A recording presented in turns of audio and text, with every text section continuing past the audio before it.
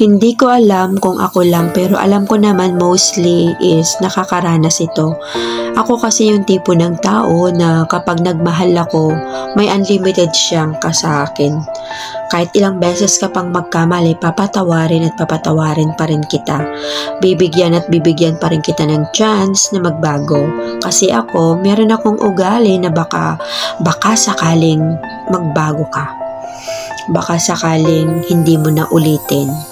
For example, ito kasi yung pinaka-common na nangyayari sa isang relationship, especially kung matagal na, cheating. Ilang beses ka bang magpapatawad kung nag-cheat yung tao sa'yo? Ako kasi, unli. First kang nag-cheat sa akin, papatawarin kita. Ganon pa rin yung treatment ko sa'yo. Ganon pa rin yung love ko sa'yo. But don't expect yung tiwala ko. Siyempre, hindi ganon. So, hindi na pareho yung trust na binigay ko sa'yo. Diba? Siyempre, may what if na sa utak ko.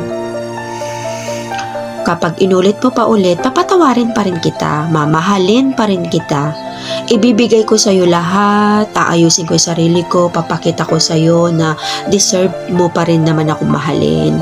At magpapaganda ako, mag-aayos ako ng sarili ko para sa'yo, para hindi mo ako lokohin. Kasi baka kasi ako yung kulang, ako yung may mali. Kaya nakagawa ka ng ganun, kaya niloko mo ako, or baka hindi ako enough, kaya naghanap ka ng iba. Ganon yung mindset ko. Kaya pag naulit ka pa ng pangatlo pa, papatawarin kita, pababalikin pa rin kita sa buhay ko. Bibigyan pa rin kita ng chance. Kasi iisipin ko pa rin na siguro kaya mo lang ginagawa yon kasi may mga pagkukulang ako, may mga hindi ako nagagawa na nahanap mo sa iba. At kung paulit-ulit mong gagawin, papatawarin pa rin kita, pero tandaan mo, ang isang tao may hangganan yan. Hindi habang buhay, unlimited yan. Hindi habang buhay, tatanggapin at tatanggapin ka ng paulit-ulit.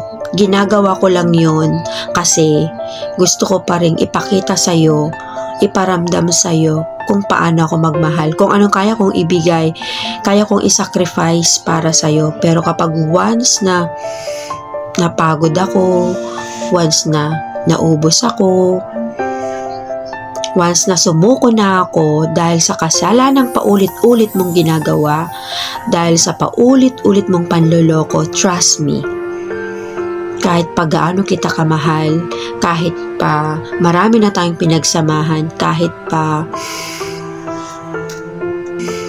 umikot na yung mundo ko sa'yo, maniwala ka sa hindi, once na sumuko ako, wala ka nang babalikan kahit anong mangyari. Ganon ako magmahal, guys. Seriously?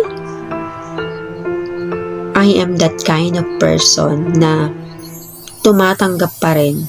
Pero habang ginagawa yun ang sa akin ng tao, maraming tumatakbo sa isip ko, marami akong babaguhin sa sarili ko, magsiset ako ng boundaries, pero hanggang kailan lang o kung hanggang saan.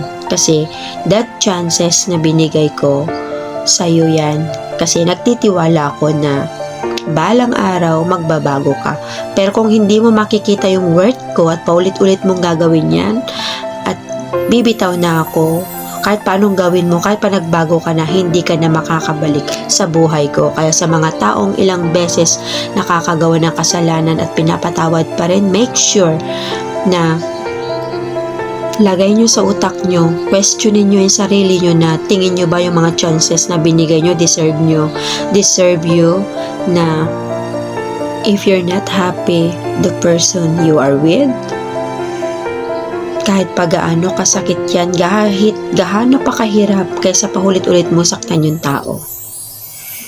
So, kailangan pahalagahan mo yung taong paulit-ulit kang pinapatawad, paulit-ulit kang tinatanggap.